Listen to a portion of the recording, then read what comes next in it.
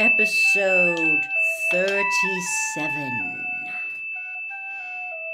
Harry slipped the tiny bottle of golden liquid into his inner pocket, feeling an odd combination of delight at the furious looks on the Slytherins' faces and guilt at the disappointed expression on Hermione's. Ron looked simply dumbfounded. "How did you do that?" he whispered to Harry as they left the dungeon. "Got lucky, I suppose," said Harry, because Malfoy was within earshot. Once they were securely ensconced at the Gryffindor table for dinner, however, he felt safe enough to tell them. Hermione's face became stonier with every word he uttered. "I suppose you think I cheated," he finished, aggravated by her expression. "Well, it wasn't exactly your own work, was it?" she said stiffly. "He only followed different instructions to ours," said Ron. "Could have been a catastrophe, couldn't it? But he took a risk and it paid off." He heaved a sigh. "Slughorn could have handed me that book, but no, I get the one no one's ever written on. Puked on by the look of page 52, but—" "Hang on," said a voice close by Harry's left ear, and he caught a sudden waft of that flowery smell he had picked up in Slughorn's dungeon. He looked around and saw that Ginny had joined them. "Did I hear right? You've been taking orders from something someone wrote in a book, Harry?" She looked alarmed and angry. Harry knew what was on her mind at once. "It's nothing," he said reassuringly, lowering his voice. "It's not like, Riddle's diary. It's just an old textbook someone scribbled on. But you're doing what it says. I just tried a few of the tips written in the margins. Honestly, Ginny, there's nothing funny." "Ginny's got a point," said Hermione, perking up at once. "We ought to check that there's nothing odd about it. I mean, all these funny instructions, who knows?" "Hey!" said Harry indignantly, as she pulled his copy of Advanced Potion Making out of his bag and raised her wand. "Specialis Revelio," she said, rapping it smartly on the front cover. Nothing whatsoever happened. The book simply lay there, looking old and dirty and dog-eared. "Finished?" said Harry irritably. "Or do you want to wait and see if it does a few backflips?" "It seems all right," said Hermione, still staring at the book suspiciously. "I mean, it really does seem to be just a textbook."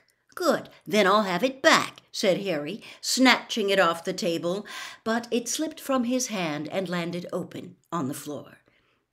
Nobody else was looking. Harry bent low to retrieve the book, and as he did so, he saw something scribbled along the bottom of the back cover in the same small, cramped handwriting as the instructions that had won him his bottle of Felix Felicis, now safely hidden inside a pair of socks in his trunk upstairs. "This book is the property of the Half-Blood Prince." Chapter 10. The House of Gaunt. For the rest of the week's potions lessons, Harry continued to follow the Half-Blood Prince's instructions wherever they deviated from libacious borages, with the result that by their fourth lesson, Slughorn was raving about Harry's abilities, saying that he had rarely taught anyone so talented. Neither Ron nor Hermione was delighted by this. Although Harry had offered to share his book with both of them, Ron had more difficulty deciphering the handwriting than Harry did, and could not keep asking Harry to read aloud, or it might look suspicious. Hermione, meanwhile, was resolutely ploughing on with what she called the official instructions, but became increasingly bad-tempered as they yielded poorer results than the prince's. Harry wondered vaguely who the Half-Blood Prince had been. Although the amount of homework they had been given prevented him from reading the whole of his copy of Advanced Potion Making, he had skimmed through it sufficiently to see that there was barely a page on which the prince had not made additional notes, not all of them concerned with potion making. Here and there were directions for what looked like spells that the prince had made up himself. "Or herself," said Hermione irritably, overhearing Harry pointing some of these out to Ron in the common room on Saturday evening. It might have been a girl. I think the handwriting looks more like a girl's than a boy's. The half-blood prince, he was called, Harry said. How many girls have been princes? Hermione seemed to have no answer to this. She merely scowled and twitched her essay on the principles of materialization away from Ron, who was trying to read it upside down.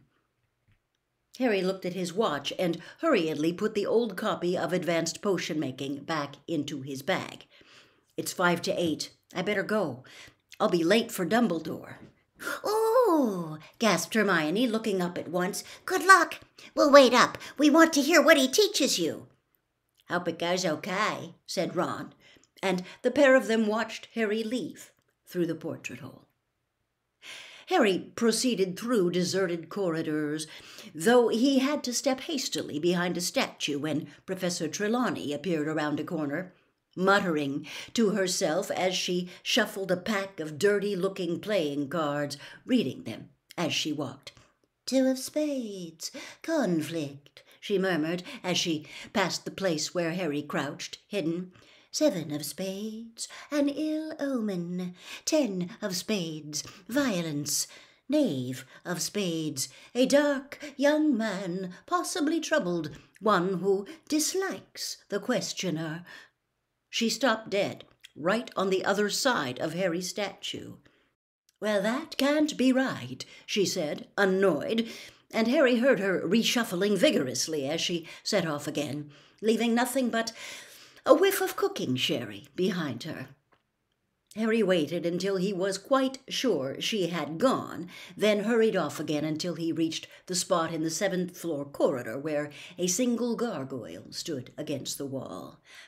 "Acid pops," said Harry, and the gargoyle leapt aside. The wall behind it slid apart, and a moving spiral stone staircase was revealed, onto which Harry stepped, so that he was carried in smooth circles up to the door with the brass knocker that led to Dumbledore's office. Harry knocked. "Come in," said Dumbledore's voice.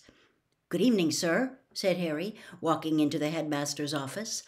"Ah, good evening, Harry. Sit down," said Dumbledore, smiling.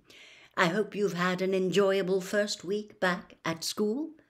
"Yes, thanks, sir," said Harry. "You must have been busy. A detention under your belt already." Began Harry awkwardly, but Dumbledore did not look too stern. "I have arranged with Professor Snape that you will do your detention next Saturday instead."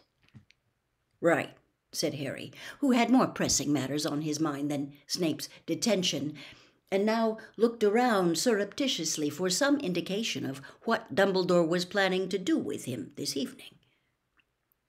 The circular office looked just as it always did. The delicate silver instruments stood on spindle-legged tables, puffing smoke and whirring. Portraits of previous headmasters and headmistresses dozed in their frames, and Dumbledore's magnificent phoenix, Fawkes, stood on his perch behind the door, watching Harry with bright interest. It did not even look as though Dumbledore had cleared a space for dueling practice. "So, Harry," said Dumbledore in a business-like voice, "you have been wondering, I am sure, what I have planned for you during these, for want of a better word, lessons?" "Yes, sir." "Well, I have decided that it is time, now that you know what prompted Lord Voldemort to try and kill you 15 years ago, for you to be given certain information." There was a pause. "You said at the end of last term you were going to tell me everything," said Harry. It was hard to keep a note of accusation from his voice. "Sir," he added. "And so I did," said Dumbledore placidly. "I told you everything I know. From this point forth we shall be leaving the firm foundation of fact and journeying together through the murky marshes of memory into thickets of wildest guesswork.